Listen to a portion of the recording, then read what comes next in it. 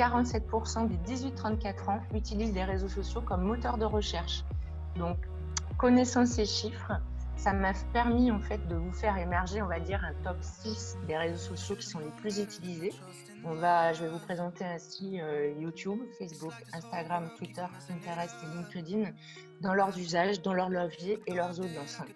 Donc là maintenant, c'est plus tant voilà, la question de se dire quel réseau on choisit, mais plutôt de savoir aussi comment et pourquoi je vais choisir ce réseau-là plutôt qu'un autre. Voilà, on va pouvoir revoir ces chiffres par la suite, donc je ne vais pas forcément tous vous les détailler, mais c'était un peu plus pour illustrer en fait ce choix en fait de ces 6 réseaux-là, parce qu'il en existe plein d'autres. Tout va dépendre de l'usage et surtout de votre objectif web marketing. Et ça, on en reparle aussi par la suite. Aujourd'hui, YouTube, c'est le deuxième moteur de recherche après Google, parce qu'il propose de la vidéo et que la vidéo, c'est polyvalent, c'est attractif, ça donne une image réelle de ce qui se passe. On retrouve chez YouTube une audience assez large. La plateforme compte effectivement donc 46 millions d'utilisateurs avec une mixité homme-femme et une tranche d'âge moyenne située entre 18 et 40 ans. Donc, on est vraiment dans un bel écosystème d'utilisateurs. Avec le temps et avec les usages, parce qu'on est quand même maintenant en 2020, la plateforme a super évolué en fait avec une multitude d'outils et de leviers qui sont adaptés aux entreprises. Des pages professionnelles, des groupes privés ou publics, des places de marché, des publicités ciblées. Voilà, ça, je vous en parle après parce que pour se faire une place sur Facebook, maintenant, c'est un peu compliqué en partant de l'organique.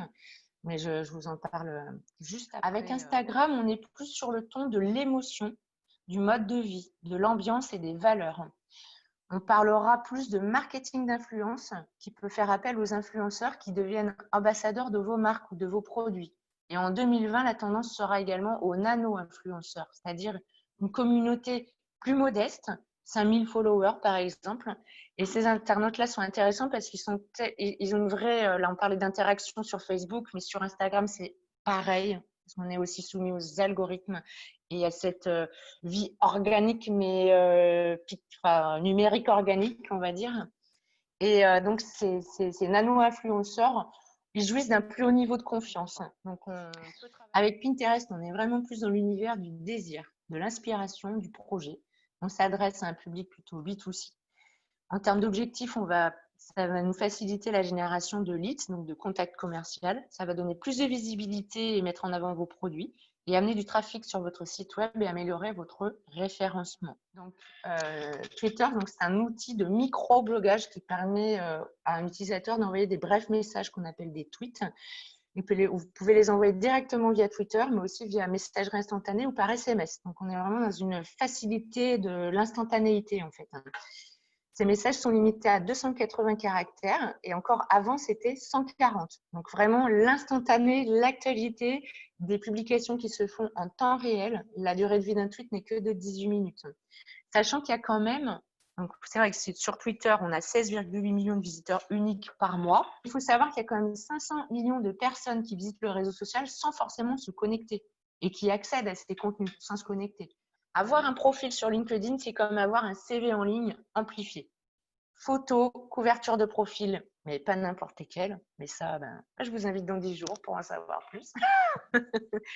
Un profil complet, c'est le mieux quand même, où vous pouvez donc avoir un descriptif de votre motif, de ce qui vous anime en fait en tant que pro. Vous pouvez montrer vos motivations, vos expériences, vos compétences, à vous montrer, mettre en avant des recommandations, montrer vos centres d'intérêt. Vous pouvez créer aussi des pages professionnelles en fonction de vos activités respectives. Donc oui, il existe autant de réseaux sociaux qu'il existe de centres d'intérêt et d'usage. Donc avant de plonger sur l'un ou l'autre de ces réseaux, il faut vous poser les bonnes questions. Quel objectif souhaitez-vous atteindre ? Est-ce que vous êtes plutôt dans l'idée de la promotion, donc promouvoir sa marque, ses services, ses produits de manière différente ? Est-ce qu'il s'agit de faire de la veille, voir les innovations de votre secteur d'activité, la concurrence et les stratégies web marketing ? Est-ce qu'il s'agit d'être à l'écoute, donc mieux connaître son audience ?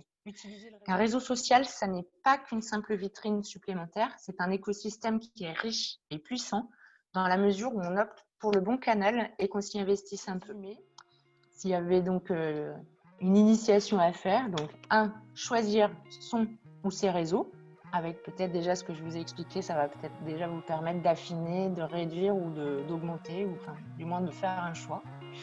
Ensuite, initier une stratégie de contenu. Qu'est-ce que vous allez diffuser, comment, pourquoi, enfin quel type de contenu, sur quel ton éditorial, est-ce que vous allez avoir une charte graphique aussi sur vos visuels par exemple. Ensuite, il va s'agir d'alimenter votre réseau.